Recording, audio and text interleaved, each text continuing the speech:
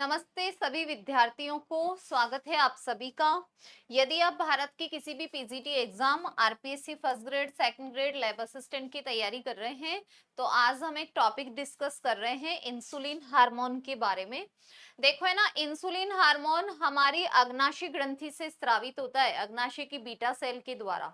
और insulin hormone का काम होता है रक्त में ग्लूकोज के लेवल को कम करना।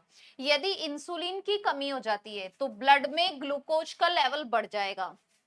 भाई इसका काम है रक्त में ग्लूकोज का स्तर कम करना। अगर इसकी कमी हो गई तो ब्लड में ग्लूकोज का लेवल बढ़ेगा और ये बढ़ा हुआ ग्लूकोज यूरिन द्वारा बाहर आता है। उस बीमारी को क्या बोलते हैं? मधुमेह, डायबिटीज मेलाइटस। तो जो मधुमेह के रोगी होते हैं ना, इनके यूरिन पर चींटे आ जाते हैं क्योंकि इनके यूरिन से ना ग्लूकोज सिक्रेट होता है। तो इंसुलिन की फिर आपने देखा होगा ना कि जो डायबिटीज के पेशेंट होते हैं उनके इंसुलिन के इंजेक्शन लगते हैं सुबह शाम। इसका मतलब इंसुलिन आर्टिफिशियली बना लिया गया है बायोटेक्नोलॉजी के द्वारा। तो इंसुलिन की खोज का श्रेय जाता है बैटिंग और बेस्ट को। इन्होंने सबसे पहले कुत्ते के अग्नाशय से इंसुलिन का पृथक्करण किया था। इनिशियल स्टेज में क्या हुआ, जब इंसुलिन की रिक्वायरमेंट पड़ी ना तो एनिमल्स से इंसुलिन को निकाल करके ह्यूमंस में इंजेक्ट करा देते थे।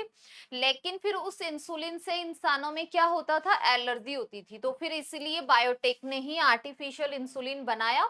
तो सबसे पहले इंसुलिन को एनिमल्स की अग्नाशय ग्रंथि से पृथक किया था, वो ही बैटिंग और बेस्ट ने। लेकिन इससे हमारे अंदर क्या होती है? एलर्जी होती थी।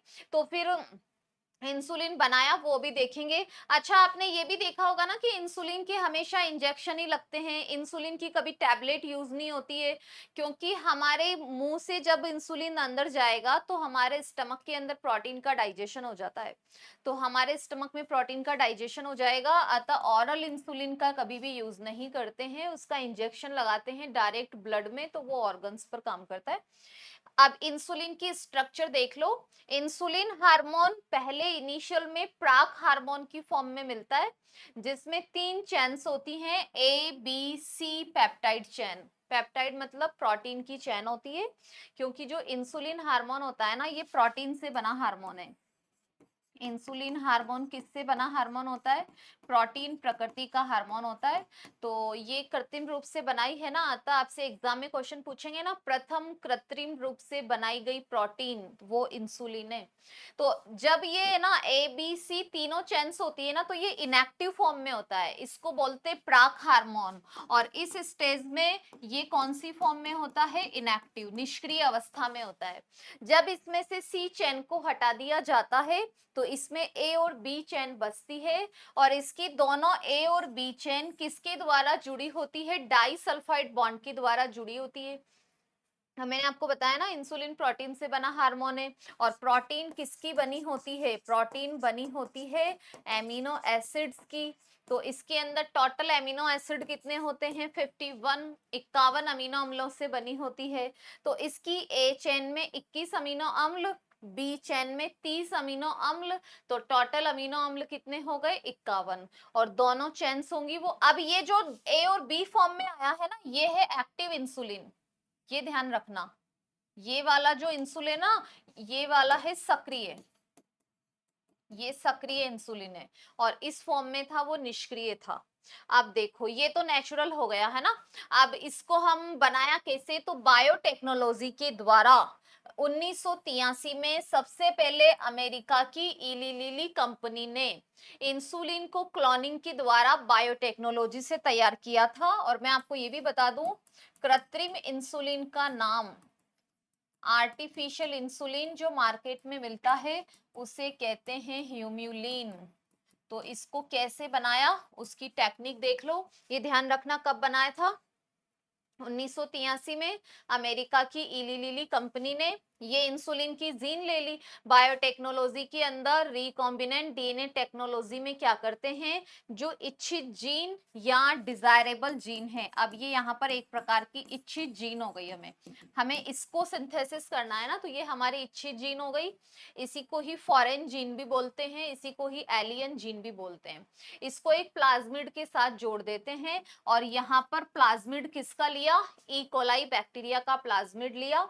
इन दोनों को सैम रेस्ट्रिक्शन एंजाइम के द्वारा कट कर दिया। या रेस्ट्रिक्शन एंडोन्यूक्लिएज एंजाइम से इस प्लाज्मिड को कट किया और सेम से ही इस इंसुलिन की जीन को कट कर दिया। और अब कट करने के बाद में इन दोनों को जोड़ दिया। जोड़ने के लिए कौन सा एंजाइम काम आता है? DNA ligase. और ये डीएनए लाइगेज क्या करता है? डीएनए को जोड़ता है।